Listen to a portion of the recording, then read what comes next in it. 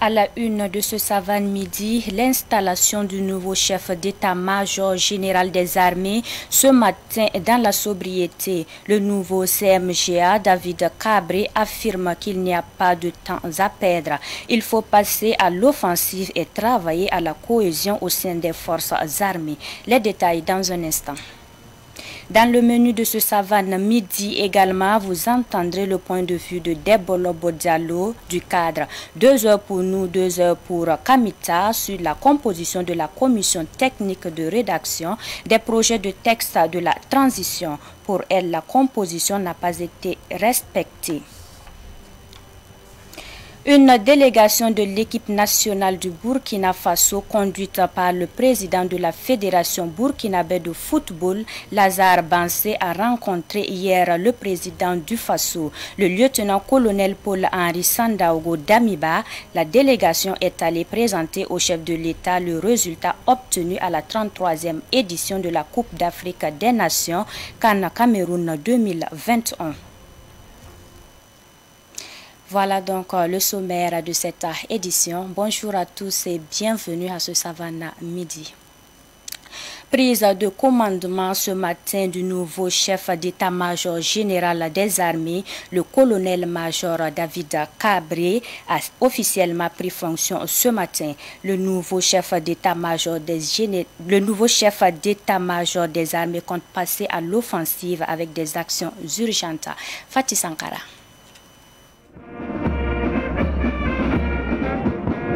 Revue de troupes du secrétaire général du ministère des Armées, prise de commandement et discours du nouveau chef d'état-major général des armées. Ce sont les temps forts de cette cérémonie d'installation qui s'est voulue sobre.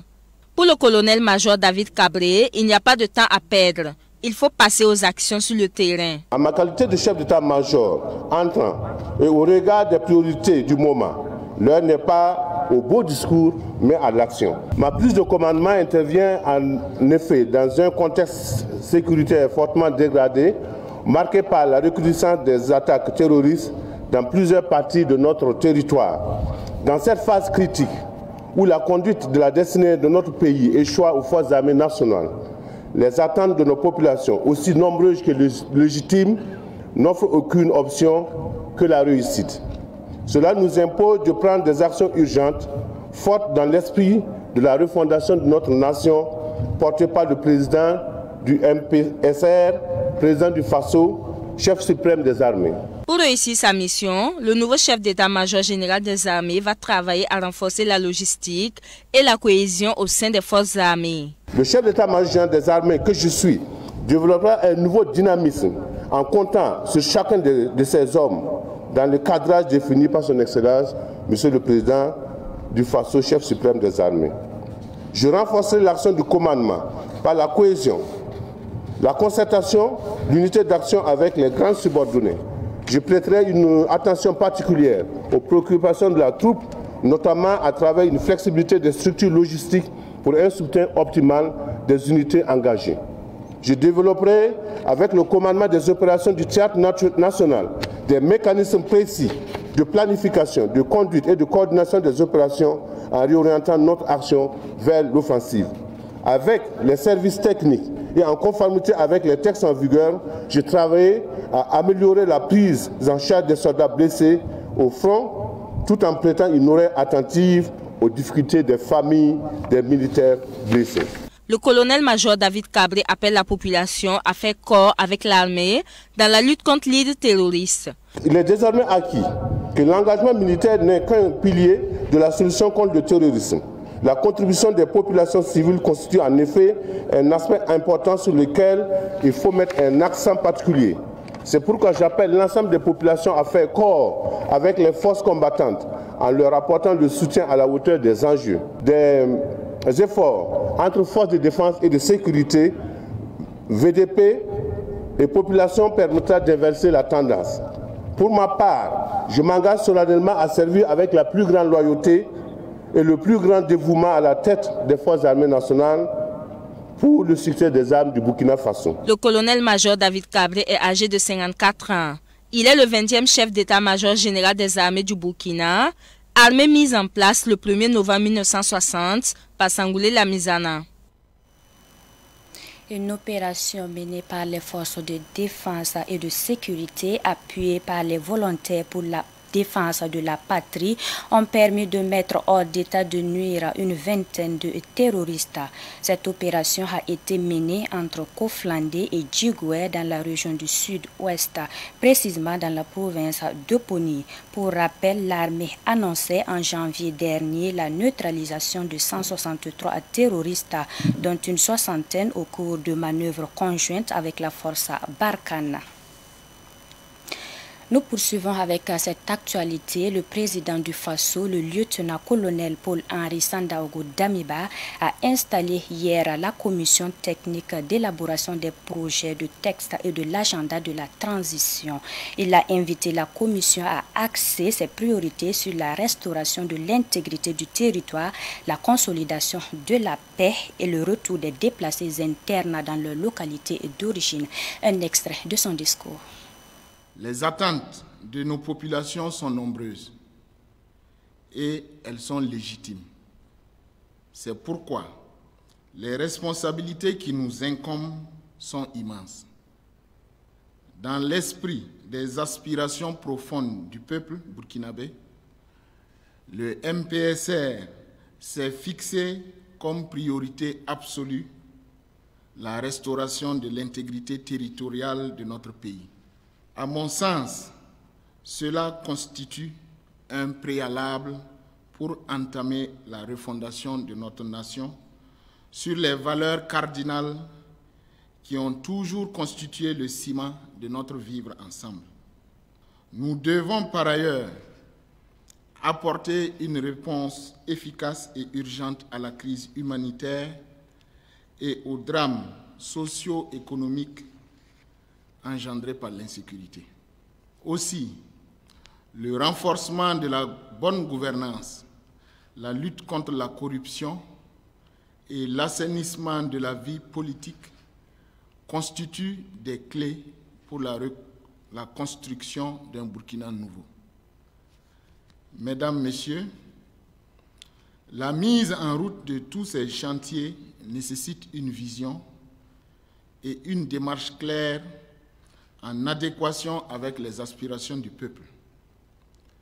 Elle nécessite également que des hommes et des femmes sacrifient de leur temps, de leur imagination et mettent en synergie leur intelligence.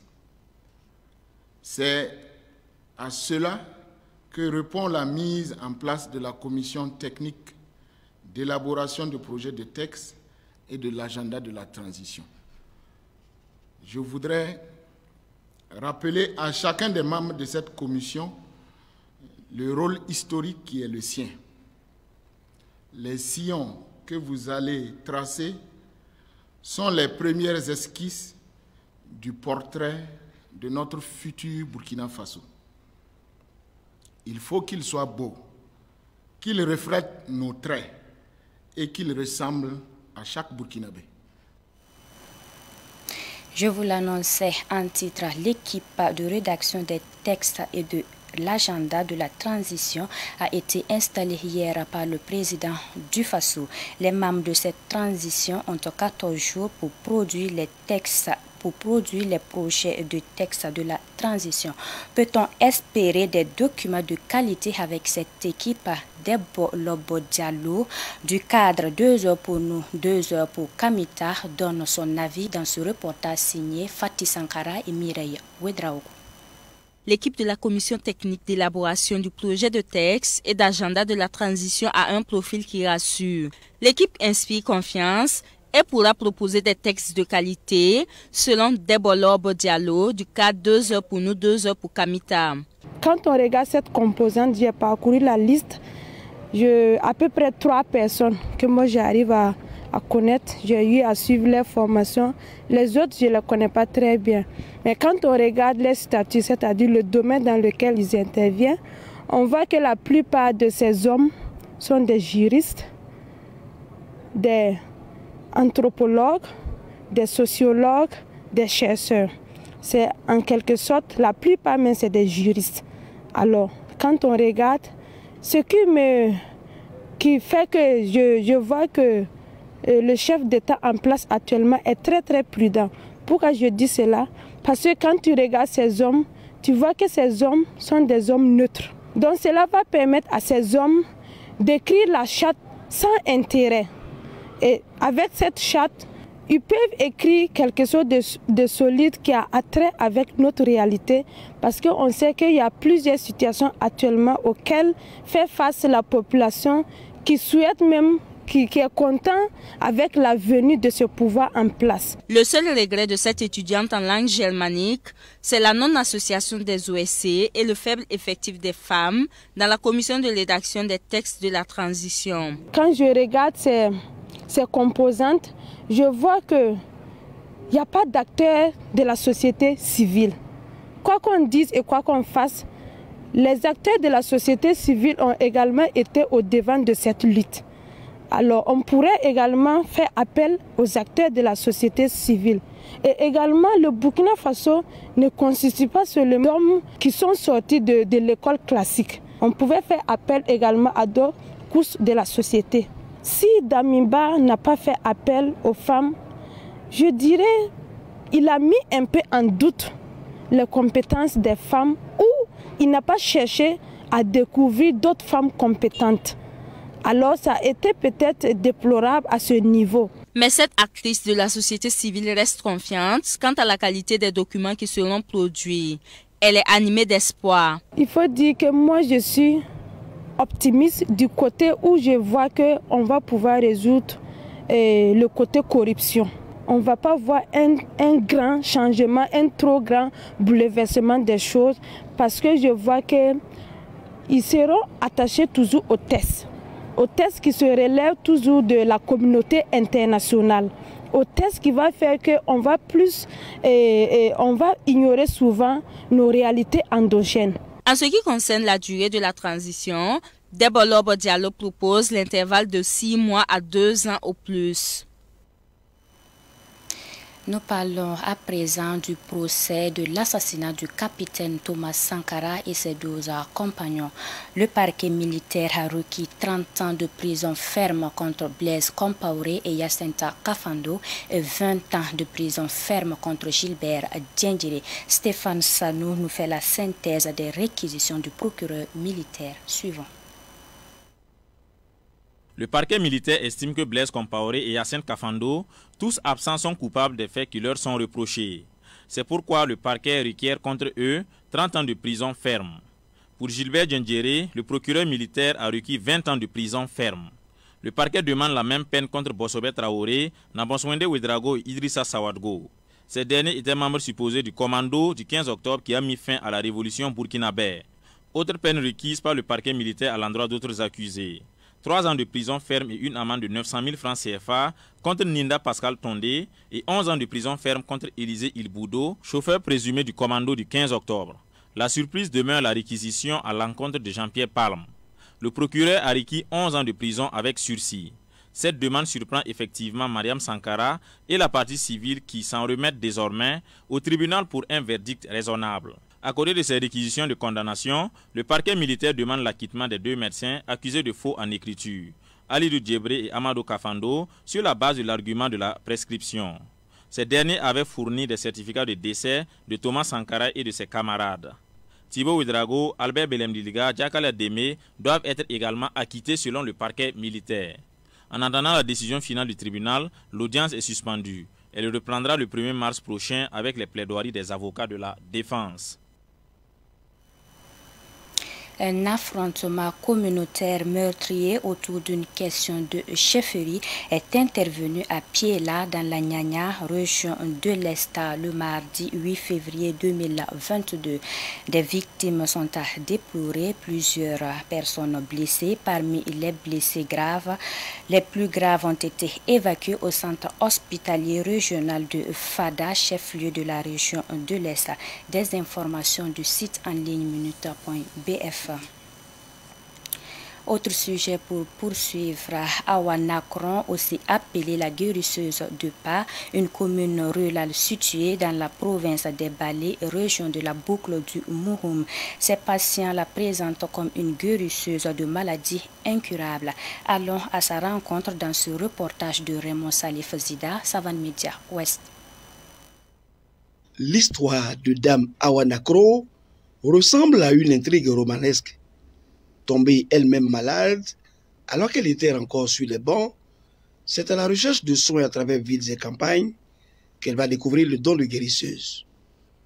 C'est cette dame que nous avons rencontrée la semaine dernière dans la province des Balais, précisément dans la ville de Pa, sur l'axe Bobo-Ouaga. Je ne me sentais pas. On m'a pris à aller à Nagarengo. Il a dit que ce sont des ennemis, que je peux commencer à soigner les gens pour avoir la santé. C'est là que j'ai commencé mon travail. C'est une foule nombreuse qui a effectué le déplacement sur son site de guérison à Pa pour recevoir les bénédictions et les soins. Les séances de délivrance se suivent mais ne se ressemblent pas.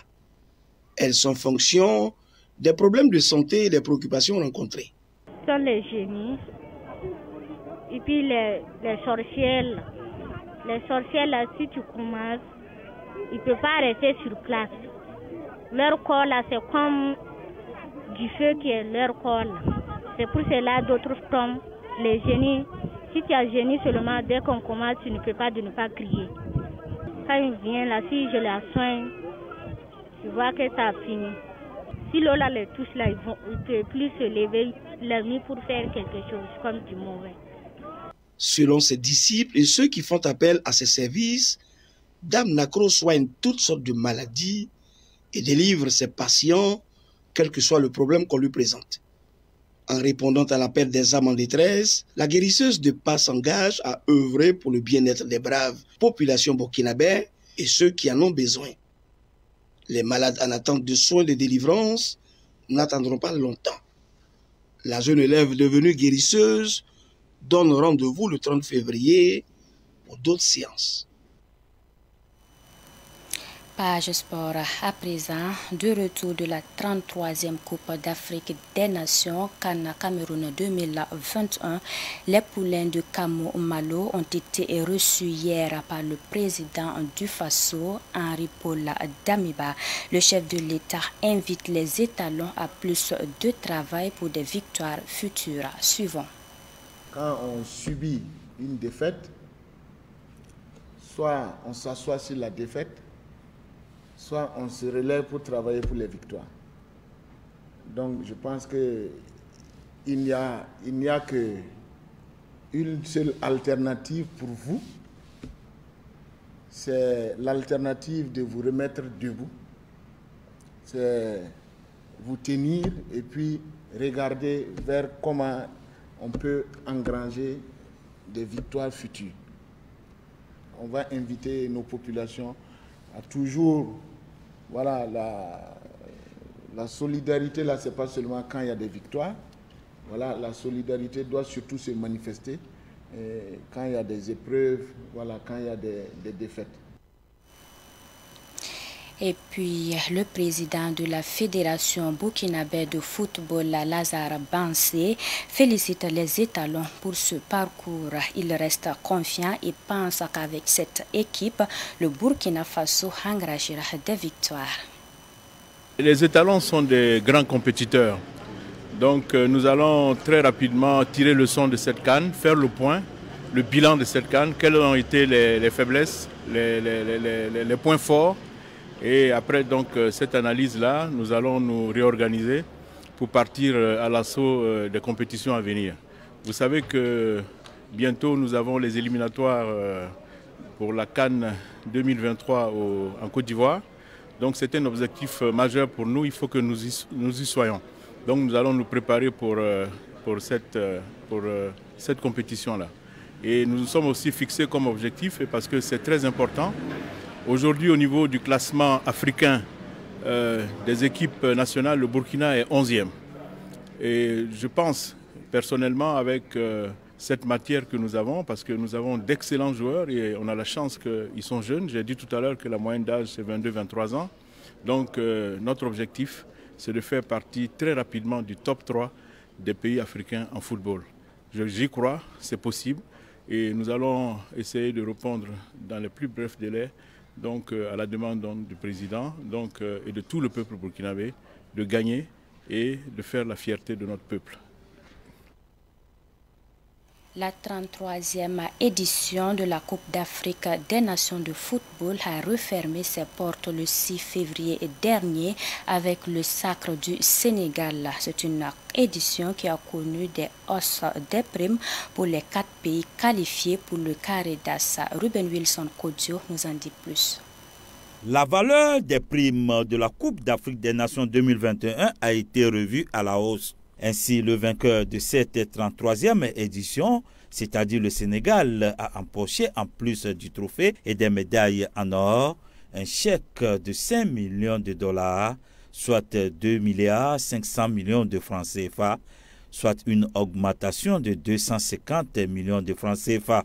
L'Égypte, finaliste malheureux, a reçu en plus des médailles en argent, une somme de 2,75 millions de dollars, soit 1 milliard 375 millions de francs CFA. Le Burkina Faso et le Cameroun, les demi-finalistes, ont perçu une prime de 2,2 millions de dollars chacun, soit 1 milliard 100 millions de francs CFA. Notons qu'au total, l'augmentation de cette Coupe d'Afrique des Nations est de l'ordre de 1,850 millions de dollars, soit 925 millions de francs CFA. Et c'est la fin de votre journal. Merci de l'avoir suivi et merci de rester fidèle au programme de Savane TV. Portez-vous bien.